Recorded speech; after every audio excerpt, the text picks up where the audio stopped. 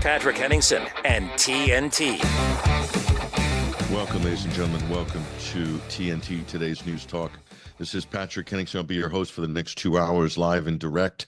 We're going to be hitting some of the big geopolitical stories in the world. Nothing bigger than the Bilderberg meeting in Madrid, Spain this week. Tony Gosling is going to join us in the second hour for an update there, a report, as well as Basil Valentine on the UK general election, the Labour purge, night of the long knives. Keir Starmer purges his party of anybody that's vaguely sympathetic to the Palestinian cause or slightly left in the political spectrum. We'll talk to Basil about that. Plus, we're going to get election odds on both the UK election and also the United States general election as well.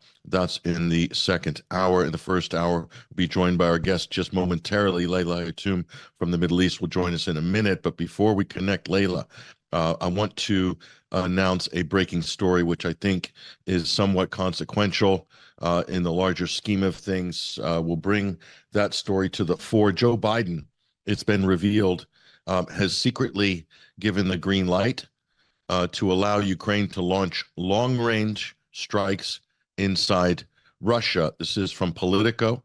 This just came out on the wires in the last 20 minutes. And this change in policy, we're told, applies to a limited stretch of territory, which is along the Ukrainian border, but deeper inside Russian territory than had been previously seen before in other strikes. So President Joe Biden has given Zelensky and the regime in Kiev permission to use American weapons to hit targets inside Russia, bordering Ukraine in the Kharkov region. An official has spoken to Politico today, this afternoon, and confirmed this. However, Joe Biden has maintained publicly that there's a ban on strikes. So we'll try to track this story as we get more information. Obviously, there's people writing about it and reporting about it right now as we speak. But I'm also going to raise the alarm and something that Tony Gosling is going to report on in the second hour, and that is Ukraine is targeting and has hit a early warning nuclear detection radar system inside Russia. Ladies and gentlemen, I don't need to tell you where this story is heading. This is extremely dangerous. This is an intentional provocation designed to escalate. We've talked about this on the program before, but Washington playing a very dangerous game, NATO playing a very dangerous game at a time when politically they can't be any weaker, especially on this issue, and also with regards to the Middle East and the absolute horrors that we've seen unfold in Gaza and in Palestine in general.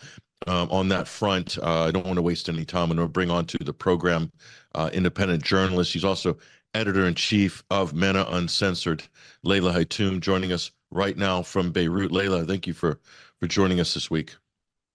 Always a pleasure to be back on your show. And this is such an interesting, basically, turn of events. If it turns out to be true with the Biden green light to Ukraine, that could mean one of two things. We've heard recently that the Israelis are preparing to actually attack Lebanon. The spokesperson for the IOF actually went out and said that we have shifted our battalions along the northern front in preparation to attack Lebanon.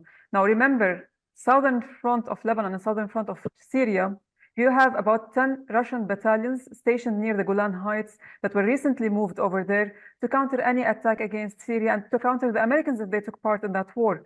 So it could be possibly in preparation for this war that's going to be launched over there, that they want to divert Russia's attention towards the internal Russian territories with that kind of long-range missile attack.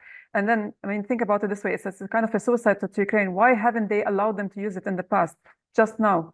Only like basically a matter of days after the Israeli occupation forces spokesperson said that we're going to attack Lebanon. I'm glad that you are trying to join the dots on this, Leila, because I know that normally the conversations we have are really contained to what's happening in the Middle East. And of course, there's a lot happening in the Middle East. But if we zoom out and we just look at like you said here, the timing of the events, you have to look at the timing. And so strategically, we have a situation, Leila, where the United States is very weak. They're very weak strategically in the Middle East. They're very exposed. They're very weak strategically with NATO, and this proxy war in Ukraine is a disaster by anybody's measure. So you have two major geopolitical fronts. The United States is losing badly, not just militarily, but on the public relations front. That's important politically. So if you bring these two things together, and now we can take maybe a more strategic view of where things are at this juncture right here. I think that's kind of what you're trying to do there, Leila. I think this is really important to do right now because there's a lot at stake, isn't there? In the Middle East, something like a distraction geopolitically could open up the gates of hell, so to speak, with regards to what Israel would like to do to get itself out of this impossible jam. But not only that, NATO is in an impossible situation in Ukraine. There's no military victory for them at all. So what remains? I'll allow you to speculate a little bit, Leila, if you like. I don't like to speculate. I usually follow with the facts on the ground and just join the dots and let the people basically decide whether the analysis is right or wrong. It's like, let's go with that. First of all, you have to understand that with the amount of weapons that have been supplied to the Israelis by the Americans, by the US, and by the Europeans, by now NATO and the US are kind of also depleted in terms of the arsenal that they have, no matter what. They are stretched across the world with their bases. In the Middle East, they have depleted part of their arsenal. They have given part to the Israelis. And remember, when we say basically that they do have missiles across, it means the private sector has it, Lockheed Martin, RTX, and others, but not the government itself. The government has to commission the manufacturing of these weapons to them. So if the Americans actually go into this war and they have depleted because of the conflicts in this region that it had created at one point or another, that means it cannot counter the Russians basically in Syria or anywhere else. It cannot also continue to fight against the Yemenis who threatened to hit. I mean, if you remember last week and the week before, and even today with the Sayyid Abdul Malik al-Houthi, the head of Yemeni armed forces, or Ansar Allah, aka Houthis, they threatened to target American interests across this region. So the military bases across this region, the American military bases, will have to go and basically support or defend these interests. So it will be stretched further thin, more like basically thin. And at the same time, it doesn't have enough arsenal to fight all these fronts. So it needs to at least engage the strongest of those entities that are fighting, that it's come to a fight against. That's basically Russia. It will engage it elsewhere. And that's basically Ukraine. And this is where we connect the dots. I just heard the news from you. So basically, this is the first analysis that we can come up with.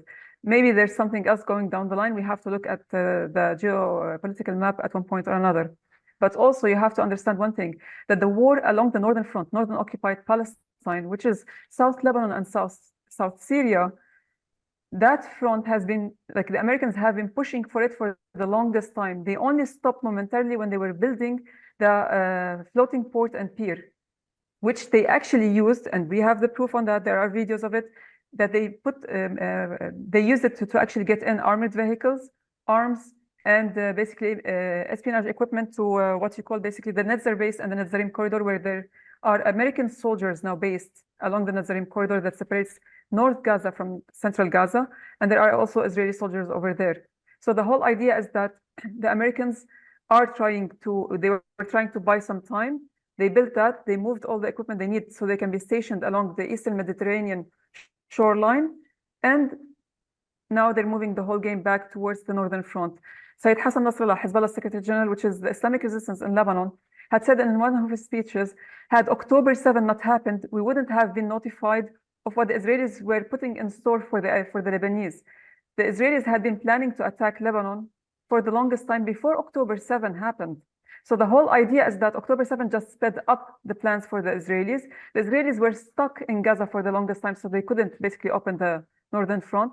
Benjamin Netanyahu didn't want to open the northern front when he has another war in Gaza. He wants an elongated and slow war to stay in power.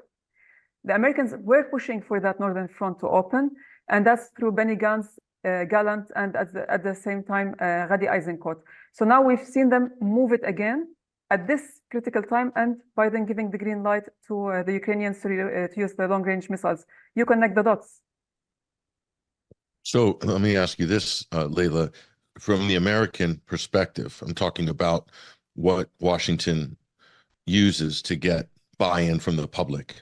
Right now, it's everything in terms of threats in the region will be through the lens of the Iranians, that Iran is the source of all aggression in the Middle East. They're backing Hamas, they're backing Hezbollah, they're backing Ansar Allah, the Houthis, they're backing the Islamic resistance in Iraq, and they're propping up the Syrian government of Bashar al-Assad. That is the American lens for the Middle East. So if what you say is true, and Israel is speeding up plans that were already afoot regarding attacking Lebanon, the United States would have to play some kind of a crucial role in enabling Israel to do this. I don't think the Israelis this time around could afford or even think about doing this alone. They would need the coordination of the United States. If I'm right, and you can correct me if you'd like, but if I'm right, what would that coordination and support entail? Well, this is what I just said. The Americans are the ones pushing the Israelis to actually open the northern front at the moment. And Netanyahu is against it, but Benny Gantz, who is the contender to the premiership, and he's basically the rival of Netanyahu, who's being backed at the same time by the Americans. Gantz is being supported by the Americans. Gantz, Gallant, and Gadi Eisenkot are all the chief of staff and basically the war minister and the contender to the premiership are all basically being pushed by the Americans to open the northern front, and they are pro-US. The Americans are against Netanyahu. Netanyahu is against opening that front. So the speed up is from the American side. Why do they need it? Because of all the factors that you have inside the US. The US is currently weak when it comes to economy. Every single time their economy is going down spiral because we're seeing bubbles forming at the moment, not only bonds, but also in real estate and other basically sectors as well. It needs a war. Every single time it has an economic crisis, it needs a war to actually afloat it. At the same time, they have the growing Russian role in southern Syria and in the Eastern Mediterranean, and they are all fighting over the energy resources over there. So it needs to actually weaken its competition to be able to take over. The only way they can do it is through war. Of course, they're going to market the situation that, yes, Iran is the ogre that's behind everything that's happening, but to the other side, to the other axis, the axis of resistance, the US is the ogre that's actually prompting all these wars and conflicts over here and supporting an ongoing genocide. I mean, the audacity of the US recently, we heard the spokesperson for the White House at one point coming out and saying, oh, we haven't seen the Israelis crossing the red lines so far because they haven't gone fully into Rafah. You have over 42,000 people killed because you have 35,000 killed and you have about 8,000 to 9,000 that are still missing under rubble for the past few months, which means basically they are dead. And then you have nearly 80,000 to 82,000 people who are injured. That's crazy, and they don't see it as a genocide or crossing the red lines. So the way that I actually see it happening is opening the northern front, at the same time igniting Ukraine all over again, and basically having multiple wars across at one point, or multiple conflicts, engage China at one point with Taiwan, perhaps. We're not sure of that because the Chinese have shown self-restraint for the longest time. And at the same time, the Chinese and the Israelis are on the same side in terms of trade in this region because they run the Haifa port that's owned by the Indians. So if you look at the whole picture, the only way I see it happening at the moment is for the US to create multiple conflicts, not only in the region, but also in Europe, in Ukraine, engage Russia over there, have basically the Israelis deplete kind of the resistance in Lebanon that includes Hezbollah and the movement and basically other factions that are fighting currently on the ground. And at the same time, once everybody is engaged in that, it vaults in and basically takes part in that attack. One of the dangers I see in this, Leila, is a long drawn out, elongated conflict, as you said before, with Hezbollah. Israel can't afford that. The United States can't afford that. They probably don't have the ammunition. They probably don't have the supplies or really the wherewithal to stand such a thing, especially after the incredible fight that's been put up by the resistance in Gaza. Hamas and the various Palestinian armed liberation groups have put up an incredible fight.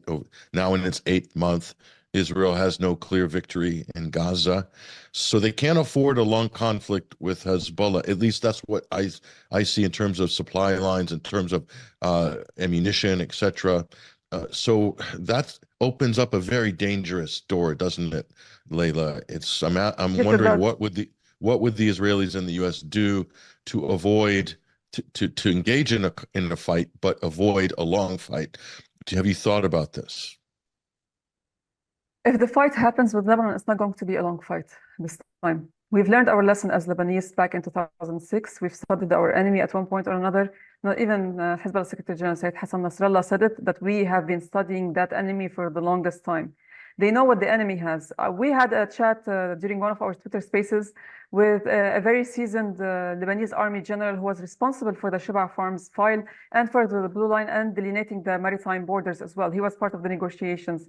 And he said that the Israelis had shown us over 75% of the quality of arms that they have, the kind of arms that they have, not the number, the kind. And Hezbollah and the Lebanese resistance have shown less than 25% of what kind of weapons they have. So everybody's trying to guess what kind of weapons Hezbollah has, what kind of weapons Amal movement has, and other factions. You have 6 to 7 factions fighting as part of the resistance in South Lebanon at the moment, and they're all Lebanese. And you have only basically one entity that's not Lebanese, that's basically Palestinian. So if you look at it, recently we saw Hezbollah using air drones that basically drones that actually have missiles on them, the S-5 missiles. They launched the first airstrike against the Israeli entity since 1973.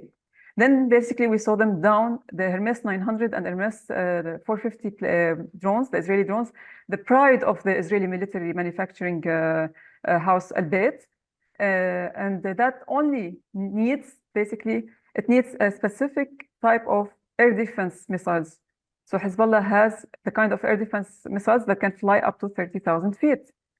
And that's a big question mark. Do they have something worse than that, like or basically something that's stronger than that? And the question is, nobody knows, because Hezbollah hasn't shown all its capabilities. So far, since the beginning of the war until now, they only showed Al-Barkan, basically Al-Falak, Al-Mas, and which are the heavy missiles that they have. They haven't shown their longer range missiles, and we know that they have missiles that can basically go beyond 400 kilometers. Since 2006, they have these advanced espionage, diverting attention and attack drones. They do have air defense systems. So what else do they have? What kind of technology do they have? That's another question mark. And then you have the Syrian army with its S-4 and S-3 air defense systems that are now stationed in South Syria, in Daraa, basically. That's closer to Tabariya, Lake Tabariya, which is basically Sea of Galilee. And we saw earlier today, that some of the missiles from that air defense system actually fell inside Tabariya, which is the occupied Palestinian territories, following an Israeli warplane. The Israeli warplanes cannot basically go and roam freely if the Syrians decide to use fully their air defense systems as well. And they're very accurate. They've downed Israeli F-16s and F-15s in the past, and not that far away, basically. So it's still in everybody's memory. So if you look at the whole thing, if that war happens, it will be not only hell for the Israelis, because this will be the second time that the Israelis are pushed into a war that they don't need, but they are pushed into it. 2006, after the second week, because we were covering it on the ground, the Israelis were literally barking. The second week, please, can you stop the war? And they were engaging everybody just to negotiate with Hezbollah to stop that war. The Americans directly sent Condoleezza Rice at one point or another, and she came over and she promised the Israelis, we will supply you with an air bridge of missiles and weapons, continue with this war. They continued for 2 more weeks, but they couldn't sustain it anymore. In Gaza, it has been elongated for the longest time because the resistance in Gaza doesn't have the strategic weapons that Hezbollah has. It doesn't have the proper techniques to fight on the ground like Hezbollah and the Lebanese resistance can. Because remember, Hezbollah took part in the Syrian war, Iraq, and they trained people in Yemen. So they have that capabilities of not only having a fight and flight kind of attacks, but also traditional army combat. So they can actually help elongate and deplete the enemy with this war, or they can cut it short. Now, the Americans, this is where the Americans come in. The Americans think if they go in with the Israelis, they can create that victory against Hezbollah. But there are lots of surprises that haven't been announced yet. So it will be a surprise for the Americans. They couldn't even win over the Yemenis. Do they think that they're going to win over Hezbollah? Come on, give me a break. And what I remember from my time in Lebanon, and I think it's still the case, that Israel would then, as a workaround, fly over Lebanese airspace in order to launch missiles into Syria, and taking advantage of the fact that the Americans won't allow the Lebanese armed forces, the regular army, to have any kind of air defense or any kind of military for that matter. So if that's the case, would Hezbollah be able to protect Lebanese airspace? If so, all of it or just the south? Does that still remain a kind of vulnerability, if you will, when we're talking about Syria, for instance? All right, so nobody knows the extent and the amount of air defense systems that Hezbollah has acquired over the past years. But we know for a fact that the Syrians had promised to be an active part of this war if it happens. They had a profession, like let's say back in April, they had an official announcement that they're ready to take part in this war. And they directly deployed several battalions, not only to South Syria, but they also deployed further support to their air defense systems in that area. So the first line of defense would be, my guesses are, the Syrian air defense systems, but also Hezbollah has air defense systems, and it has other types of missiles. Now, in the past, Hezbollah and the Lebanese resistance had refrained from targeting civilian areas inside the Israeli entity. This time, it was a promise made by the Secretary General of Hezbollah that you hit our civilians, we will hit your civilians, and it will go all the way not here, but beyond Rosh Dan as well. So beyond the beating heart of the Israeli entity, beyond Tel Aviv as well. And when you actually move the fight over there, the first missile that actually arrives to Tel Aviv, go watch the Israelis crucify their own government. I'm telling you that. So they will literally turn against their own army as well. Oh, I believe you. I believe you. The other thing, and this happened in 2006, Israel hit Beirut airport multiple times and, disabled the country's only real entrance and egress point. If Israel does this again, and there's a chance that they might, would Hezbollah then retaliate by hitting Ben Gurion Airport? And if that's the case, that would strike an incredible blow, because we've seen whenever escalation or fighting intensifies, a lot of Israelis head for the airport. Very quickly, the Ben Gurion Airport's flooded with Europeans, people from North America, Australia, etc., trying to get out of Israel, back to their, home country or wherever their other passport is from. But would Hezbollah go that far? Because that's almost like a checkmate at that point, because you think of Israeli society, it's very delicate how everything is held together. And that airport is really, if you think about it, that's actually the beating heart of the modern state of Israel. Your thoughts on that type of a scenario? Okay, it's just because you said state of Israel, I have to correct it for the listeners. Again, under international law, technically a state is a piece of land that has fixed borders with population on it that are governed by a political regime. Now you have the political regime and you have the population, but Israel doesn't have fixed borders until today, neither with Lebanon nor with Syria. So the idea is that it is not a state technically under international law. Now to go back to your first point, in the past, Hezbollah and the Lebanese resistance, because we have other factions on the ground. I don't want to be to do them injustice. I don't want to be unjust to them.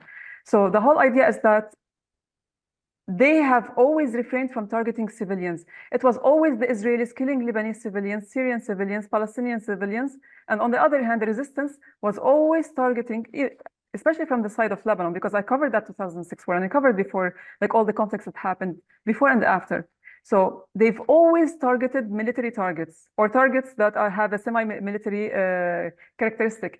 Even during the 2006 war, Hezbollah shot missiles next to a chemical factory and said, look, we can reach that chemical factory, but we want to shun people the catastrophes that might happen if we actually hit it. We can hit it, but it will hurt civilians. That's when basically the Israelis, for almost 3 to 4 days afterwards, started recalibrating the way that they attacked Lebanon and during 2006. So this time, there is a direct promise from the Lebanese resistance in 3 different official speeches over the past 8 months that this war, if it happens, we will not be restricted to the Northern Front. We will not be restricted to only military targets. We have a bank of targets. Some of them include airports, ports, and other basically vital assets. And you have to expect the worst. This was in official speeches delivered by what we call now the de facto head of the resistance in terms of military strategies and basically speaking in their name. That's basically Sayyid Hassan Nasrallah, Hezbollah Secretary General, because you have to understand also the axis of resistance in this region is for the first time unified.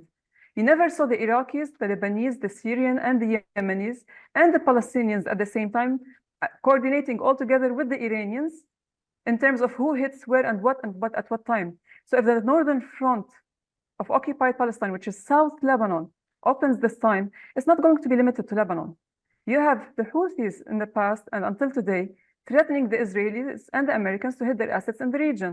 In the past, we saw the Houthis, Ansarullah, actually hitting an Israeli espionage base in Dahlak Island that belongs to Eritrea. That's basically at the mouth of, or the entrance of the Red Sea. So if you look at the whole situation, they open the front in the north, which is South Lebanon, North Palestine. You'll have the Yemenis retaliating possibly, you have the Iranians retaliating possibly, the Syrians or the Iraqis. And remember, the Iraqis are not only fighting from Iraq this time. For the past 2 months, the Iraqis have found a footing in South Syria. So all the drones that come out under the name of basically the Islamic resistance in Iraq, and it has hit basically, let's say, Tel Aviv in the past and Eilat, they're coming from South Syria. And recently today, we just read news from Hebrew sources, from the Israeli sources, that they are pissed off, they are angry that they cannot stop these drones, the Iraqi drones. They have caused nuisance to them over the past period. So the Iraqis are fighting not only from the Iraqi side, but also from the northern front. And just to be clear, in Lebanon, you have suffered, from Israeli attacks on civilians repeatedly, civilian infrastructure, airports, ports, cities, probably other things as well, which you could elaborate on. Syria also has been hit by, repeated Israeli strikes that have killed Syrians. Infrastructure has been targeted, civilian infrastructure been targeted. So Iraq has also faced, obviously, plenty of that at the hands of the United States. But Israel has never faced this. This is unprecedented. If this happens, so you're already geared up for war in Lebanon. I don't think there's a time when Lebanon's not geared up for war, because it's just become part of its existence in the last 50 years. But that's not the case, is it, for Israel? They would have tremendous issues and problems if even if a small percentage of what you're saying unfolds as a result of opening up this war with Hezbollah. Go ahead, Leila. Do you know what's the ironic part of the whole thing is that their military and the mayors of this of the various provinces inside the Israeli entity have been preparing people for the past few months. If war happens, you take with you this amount of food, and then you have enough batteries for the flashlights, etc. And remember that society is heavily militarized. I mean, like they all serve in the army at one point or another for nearly like 18 months to 2 years, depending if you're a female or a male, right? So the whole idea is that they supposedly have really strong training, but that strong training did not show in Gaza. They all basically at one point fled, were killed, they were handicapped, and they have been stuck there for 8 months without even recording a single victory. So when that actual war happens, those people will not only completely be shattered and lost, they will swim over to Cyprus at one point or another without even their boats. But think about it this way. Since the beginning of the war until now, you have over 500,000 people, 500,000 Israeli citizens who have dual nationalities, selling everything, liquidating all they have, and leaving the Israeli entity for good. Over 500,000 people. You have nearly the same amount of number of people who are outside who refuse to come back. That shows you not only fear, but they're anticipating that their government cannot protect them. And with the salvo of missiles that are still coming from North Gaza, despite the fact that the Israeli government had several times told its people, oh, basically we have eradicated Hamas at one point or another from North Gaza. The same day, you have salvo of missiles coming all the way to Tel Aviv recently, earlier this week. So if you look at the whole situation, the people do not believe that their own government can protect them. They're leaving in bulk. Recently, we saw them queue at the borders with Egypt, going out Egypt supposedly as tourists, so they can run away from there because they banned them from going to Ben Gurion. So now imagine if the Lebanese resistance starts using its 300 kilometers and 400 kilometers missiles, the half-a-ton missiles, attack drones at one point or another, and the other surprises that we don't know about yet, the 75% that's still hidden. All of these people will not stay in their place. And you'll see queues along the borders, queues by the ports to leave, and queues basically at the airport if they allow them to actually reach the airport. It will be one massacre versus another. Our people had suffered enough for the past 75 years. Let's see basically how much they can last. I would give them less than a week.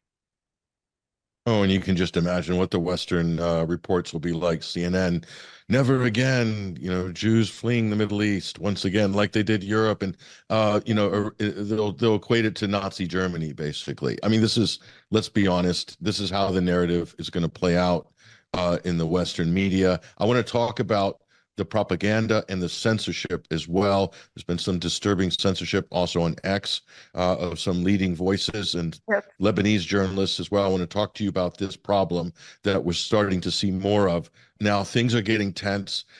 People have lost their lives in South Lebanon due to Israeli strikes over the recent months as well. This doesn't get a lot of reports. So the only people reporting about this obviously are in the region, but also on social media, Leila. And there's been censorship going on the X platform. Two leading or longtime journalists whose accounts seem to be suspended, Hussein Mortada, and that's one account, and then another account, Ali Shaib. So explain to us what's the status right now. I'm going to check just quickly. Still suspended for Alish. And for Hossein, still suspended. Explain to us who they are, Leila, and why this is disturbing.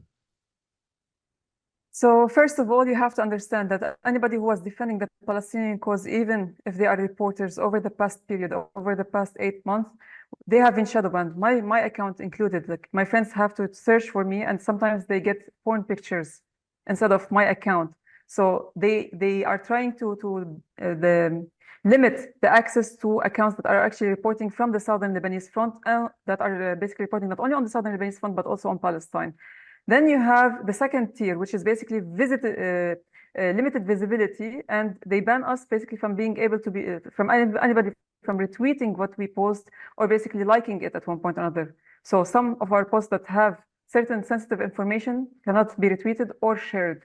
And then you have the third tier, which we reached today, where basically the Israelis, we do believe that the Israelis are the ones impacting X platform, formerly known as Twitter, Elon Musk, after his basically visit to Israel. This has been increasing, like the cases they have been increasing until now. So you have Ali Shaib, for example. I've known Ali Shaib as a reporter in Lebanon since basically 2000, 2001. Ali Shaib has been covering the southern Lebanese front for that period, for over 2 decades. He knows every rock and tree and basically grain of soil over there like the back of his hand. If you show him a certain picture, he will tell you from which area, next which house, and basically even which family lives there, to that extent. And he had been reporting on daily basis on the operations that the Lebanese resistance carry on a daily basis against the northern settlements and the Israeli occupation forces on the other side.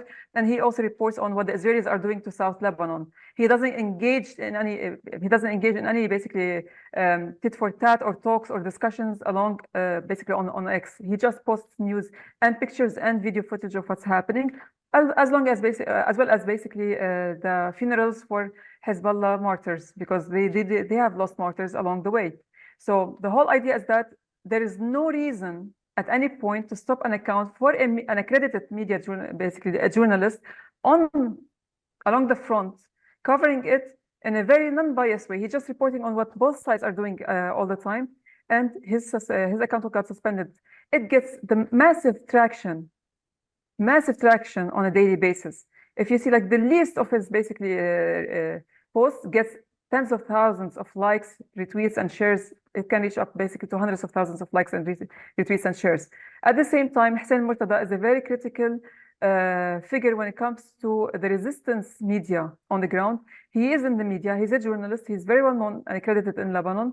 And he's been covering not only the southern Lebanese front, but also what's happening basically in Palestine, and he's a strong analyst as well. He has inside information because he has ties with the resistance. He has contacts within the resistance as well.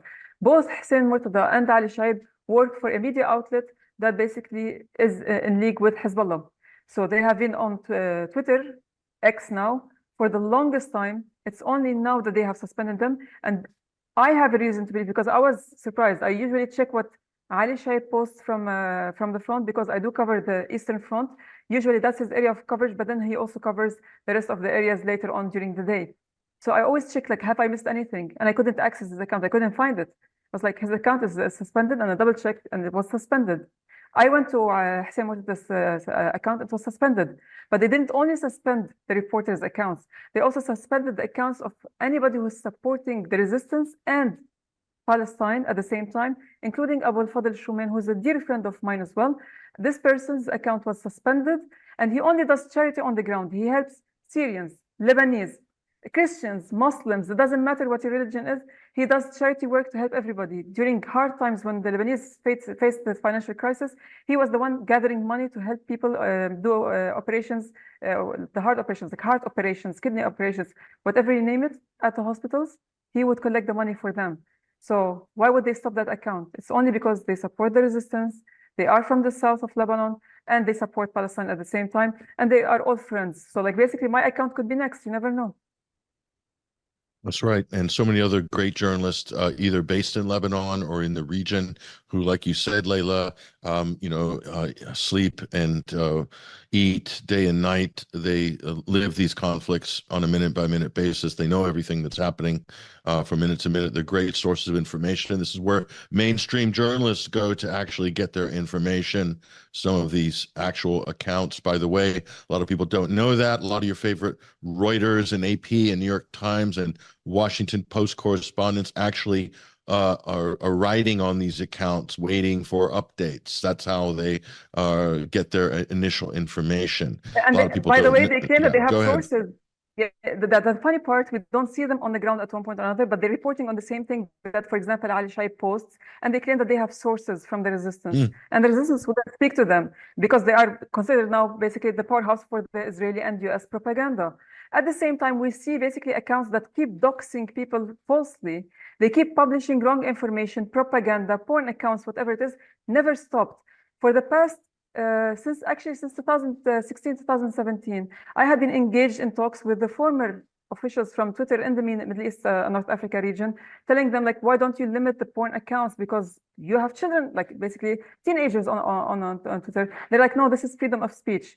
I raised the same question several times on Twitter, because for the past 8 months, every single time I do a post, there's somebody soliciting porn on that Twitter, that tweet that I make. So they target you with porn accounts as well. So I raised the alarm several times, and I started tagging Elon Musk on it. I was like, are you okay with that? And they continue to target us with that. So they don't limit those. You have to go and block them yourself manually. And I have reported them several times, and they say, like, there's no breaches. It would be easy to limit them because they're just soliciting. It says like nudes in my profile, whatever. I get hit in my comment sections on all important posts with those. Elijah Magner. Yeah, but no. Every single person I've spoke to is covering. Yeah, but that's Middle big East. difference. You get people soliciting like nudes in my bio, right? For me, on my account, post naked pictures. Pictures under. Unfortunately, we've seen this too. It's disgusting. But so Elon Musk has the technology to filter these things out, but he chooses not to. And I'm wondering why, where are they coming from? What tech firm in the world is distributing these and contaminating discussion threads all over this platform? It just seems to me odd that they're only targeting journalists. Not only journalists, and commentators. Journalists who support Palestine, journalists who support the resistance only. The rest of the journalists who are spreading propaganda, they are neither suspended, nor reprimanded, nor limited, nor do they get targeted by these filthy, basically, posts at one point or another. It's only reporters and basically seasoned media professionals who are supporting Palestine and supporting basically Lebanon and the resistance in general against this kind of aggression and genocide that's happening in our region against our people. So that tells you one thing. It's not necessarily algorithm. it's actually, I'm going to take the next step and accuse X of actually targeting us directly. Yeah, or at least allowing the targeting to take place without doing anything about it, which is just as bad as targeting, actually. If you think about it, they just have incredible tools. Their developers could filter out these keywords and these types of posts. They could scan them. They could just bar them. They're not. They have nothing to do with free speech, and everything to do with destroying discussions on the platform. Now, we're talking about censorship. We're talking about shadow banning, freedom of speech, but not freedom of reach, as the CEO, the new CEO of Twitter said famously. Okay. So we're talking about the censorship aspect of it as well. And Leila, so you've got that as a major problem. Now, propaganda is also a huge problem. And so much of what has been put out since October 7th has been thoroughly debunked. And still you have people community noting, talking about 40 beheaded babies and mass rape by Hamas on October 7th. You have presidents, secretaries of state, diplomats, world leaders still repeating stuff that has been thoroughly disproven. And I would even say shadow banning people that are actually telling the truth on these issues. This is not a trivial issue, is it? This propaganda issue, because it is fundamental to this actual conflict. This it is given the green light for Israel to be unrestrained in hitting Palestinians, civilians, because of this propaganda. You can draw a direct line because they're actually saying it. The president of the United States said he saw a video of Hamas pouring kerosene on a mother and a baby. No such video ever existed. They retracted it. The White House so actually they can retracted lie. it. They can lie. They don't get community noted. They don't get shadow banned. They certainly are not going to get their accounts terminated. So this is not a level playing field. Your thoughts on this? Well, it hasn't been a fair game since the beginning. And if you expect life to be fair with you, I mean, you might as well just sit at home and do nothing. The idea is that they own these platforms, they fund this kind of technology, and we're just basically the end users. And we always hope that they would be kind of fair, which is kind of stupid on our side, or naive. I'm not going to say stupid, but until somebody actually creates that platform from our entities, or even the Russians or the Chinese at one point or another, and we start using that, that's when basically they will feel the burn, because it will also harm their revenue. They will not have the traction, they will not have the ads, they will not have basically the subscriptions, etc. So they're pushing people away, but until that platform actually opens, they will continue to dominate the market. Now, how we can play it is like play by the rules, at the same time expose. They run a propaganda, we dox it. They stop us, we open a new account. So basically it's a tit for tat kind of thing. But they have been doxing, like literally they have been contradicting themselves and exposing themselves. I mean, the White House came out, like, Biden said, yes, beheaded babies, etc., rape, blah, blah, blah. Then the White House issued a statement saying, oh, Biden did not see the photo that was spoken about during the meeting with Netanyahu. Then you had at one point or another CNN running that kind of propaganda. Then CNN had to go and retract it itself. Then you had at one point the Israelis running the story about Shani Luke being found on October 27th, that she was basically killed and she was a civilian and she was a German, etc. We had debunked the story of Shani Luke from October 8th. So October 7th happened. From October 7th until October 8th, I spent personally with 25 colleagues, 24 hours nonstop, trying to find traces to who Shani Luke is. And we found out that she is Israeli. She has the German passport, that she was a reservist at the time she was killed. She was wearing those clothes because at one point they said that they had stripped her naked and that's her bra. She was wearing, we found a picture that proved that those were her clothes during the festival. At the same time, she was still alive. Her mom went out on TV later on to say that her daughter was still alive and she was being treated in Gaza, and somebody had relayed the news to her. So Shani Luke was still alive. By October 27, because that was the only thing that was aired on TV and played as a mistake done by Hamas, that they had put their feet on her and they were spitting on her when she was caught.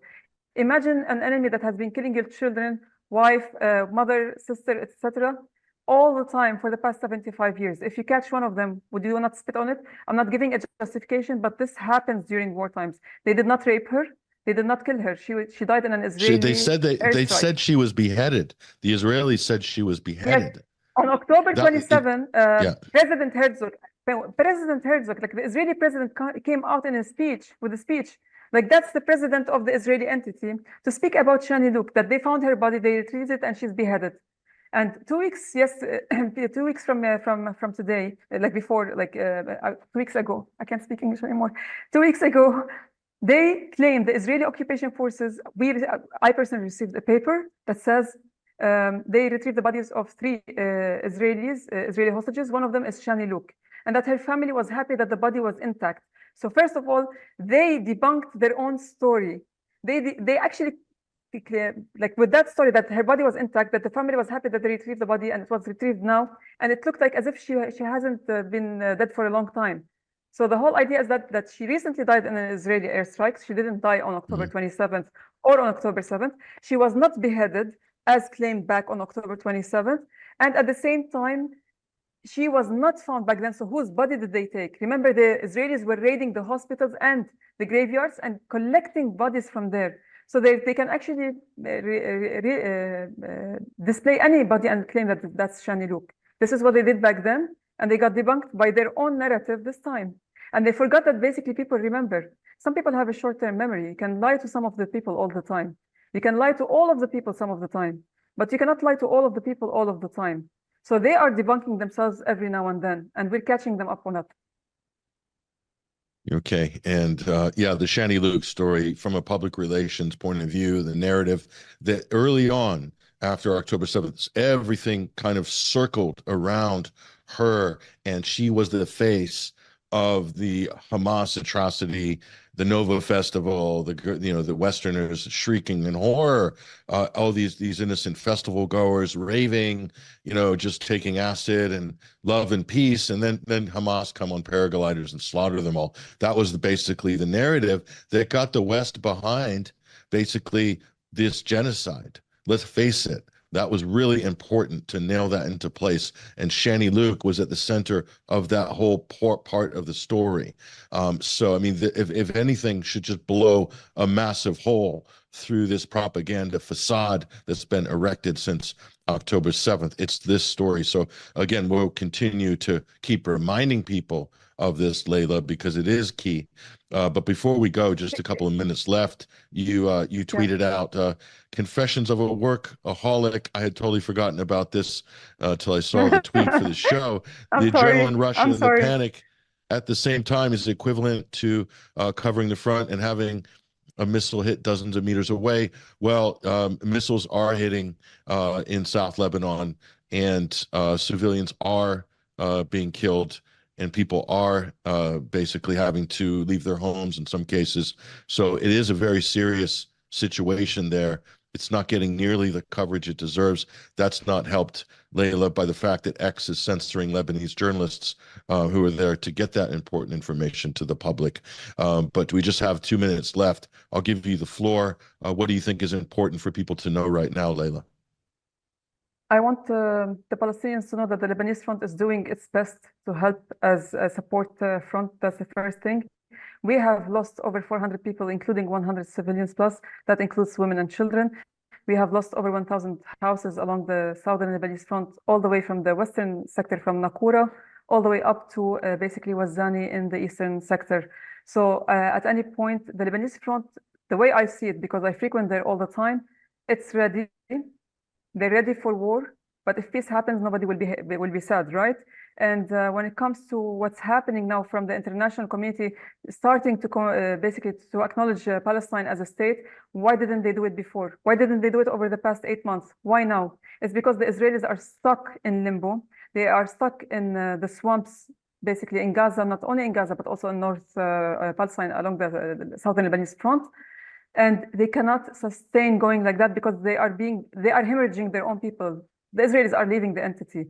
So the only way that you can safeguard Israel is basically to push the Palestinians to accept the unjustly state built on the lands of 1967 that are divided. They are not even connected lands. And there are hundreds of illegal settlements inside of that. And they're trying to force the Palestinians to accept a state that doesn't have an army to defend itself at any point, in exchange of recognizing Israel as a state. And that gives basically Israel the legitimacy to continue to stay in this region and threaten all its neighbors. This is not acceptable. The Palestinians are not happy with that. No matter what, after December 2023, the game has changed. The Palestinians knew that they can actually outlast the Israelis. They just need patience. And this is what the Lebanese resistance told the Palestinians from day one. They said, this is a war of depletion. Whoever lasts longer will win. And the Lebanese have tried it in the past. They fought the Israelis for 15 years between 1990 until 2000, sorry, from the 1985 until 2000. Leila Hatoum, Middle Eastern journalist. We're going to break for this segment right now. I think we had a connection issue there, but great report from Leila. MENA Uncensored is her new media outlet. Follow her on X, Twitter. We've got a link to her account that's on our feed right now on X. If you look at our show post on Telegram, X, also Facebook as well. You'll be able to find and follow Leila Hatoum there. We're going to break here at the top of the hour. New headlines coming up, and we have a very busy news docket coming up now in the next 60 minutes. We got Basil Valentine breaking open the UK general election debacle, plus odds on the elections in the UK and the US. If you're betting politically, Basil's going to lay out the odds. Also, Tony Gosling, Bilderberg 2024 is going to give us the report. What's happening at Bilderberg? Who's there? What's the agenda? If you want to know all of this, this is where you want to be. TNT, today's News Talk, the Patrick Henningsen Show coming up for hour number 2. Don't go away. See you in a few.